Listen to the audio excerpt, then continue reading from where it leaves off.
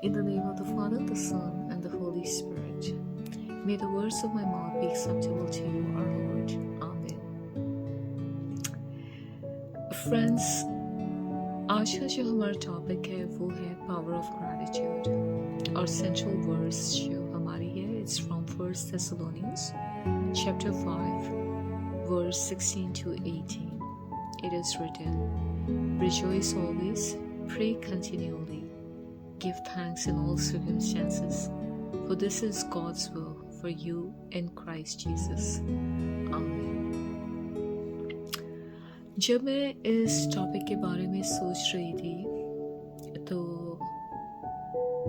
मेरे जहन में कुछ ऐसी बात आई जिस पे मैं सोचती हूँ कि हमारी ज़िंदगियों में ये टॉपिक या ग्रैटिट्यूड या थैंक्स गिविंग जो है वो कहीं ना कहीं बहुत ज़्यादा जो है वो ख़त्म होती जा रही है। इसलिए मैं थैंक्स करना चाहूँगी सोलोमन विल्सन का कि जिन्होंने इतने पावरफुल टॉपिक्स जो है इस लेंट सीजन में सिलेक्ट किए हैं जो कि हमें रिमाइंड करते हैं कि जो हमारी लाइफ में जो गैप्स आ रहे हैं उनको हम इस रिमाइंडर के साथ कैसे फुलफिल कर सकते हैं। फ्रेंड्स, जब मैं कहती हूँ कि ये चीज़ें हमारी लाइफ से जो है कहीं ना कहीं डिमिनिश होते जा रहे हैं उसके रीजंस बहुत ज़्यादा हैं और बहुत डिफरेंट रीजंस हैं। कभी कभी मैं सोचती हूँ कि हम अपनी लाइफ में सोचते हैं कि हमने इतना सब अचीव कर लिया है, हमारे पास इतनी सारी चीज़ें हैं और अगर हम किसी का थैंक्स करेंगे तो हम अपने आप को इन्फीरियर समझते हैं।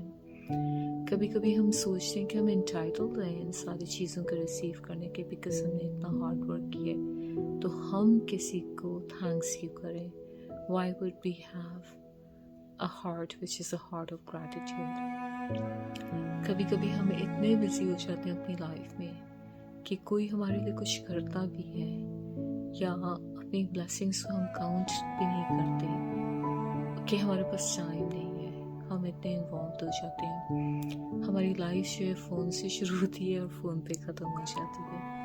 तो वो जो है हमारी लाइफ में कभी कभी मैं सोचती हूँ माइंड इतना फॉगी हो जाता है कि हम करते हुए भी सोचते हुए भी नहीं करते। इसलिए लेंट सीजन रिमाइंडर है कि हम ग्रैटिट्यूड को जो है वो वापस अपनी ज़िंदगियों में उसके बारे में रिफ्लेक्ट करें, सोचें और अपनी ज़िंदगियों में उसके ऊपर जो है काम करना शुरू करें।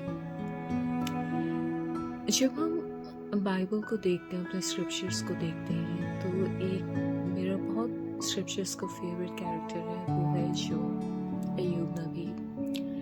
आपने सोलोमन विल्सन को काफ़ी उसके बारे में डिवोशन जो है शेयर करते हुए देखा और जोब को मैं थैंक्स गिविंग में कोई ऐसा नहीं है जो कि उस कैरेक्टर को जो है उसकी लाइफ को इस टॉपिक से ना रिलेट करे।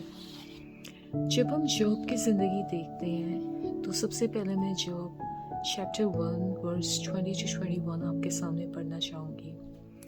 It is written, then Job arose and tore his robe and shaved his head and fell on the ground and worshipped.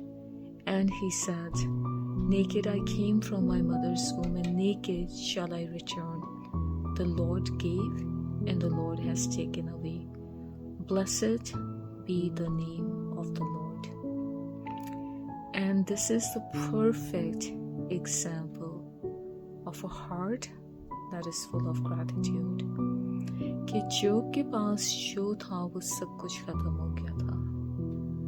उसकी जिंदगी जो है एक पेन, एक टर्मोइल, एक सोशल आइसोलेशन से गुजर रही थी। लोग उसके ऊपर हंस रहे हैं मगर वो फिर भी अपनी क्राइम में कोई कंप्लेन नहीं करता। खुदा से दुआ कर रहे कि तूने दिया, तूने ले लिया, तेरा नाम मुबारक हो। He is giving thanks to the Lord in each and every circumstances of his life. अगर मैं अपनी ज़िंदगी को भी देखूं तो बहुत सारे लोग जो मुझे जानते हैं उनको पता है कि I don't have kids और मैं एक दफ़ा किसी चर्च में बैठी थी तो उधर लीडर जो है not a priest but a lay person, वो sermon में ये कह रहे हैं. It was a South Asian church. और वो sermon ही जो था वो ये था कि biblically how important it is for a woman to conceive and have kids. Barrenness के बारे में बात हो रही थी, सब के बारे में. और एक टाइम तो ऐसा हो गया कि मेरे साथ आई कांटेक्ट भी हुआ, as if somebody is putting me into shame that I don't have kids. But मैं हमेशा कहती हूँ कि जो चीज़ हमारे पास नहीं है उसमें हमें थैंक्स देना चाहिए, क्योंकि बहुत सारी चीज़ें मेरे पास ऐसी हैं जिसके लिए मैं अपने खुदा को जो है वो थैंक्स किए बगैर नहीं सोती.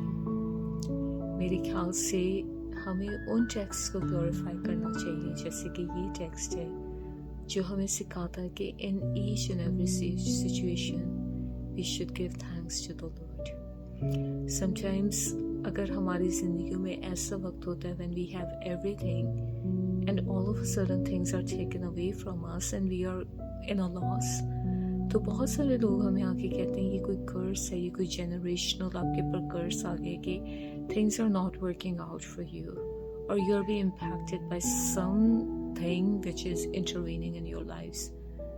But I don't think so कि a God who is capable of doing everything in our lives is not going to love us enough कि वो हमारी चीज़ों को जो है वो रिस्टोर ना कर सके, वो हमें कर्स दे, वो हमारी जिंदगियों को जो है ख़त्म कर दे.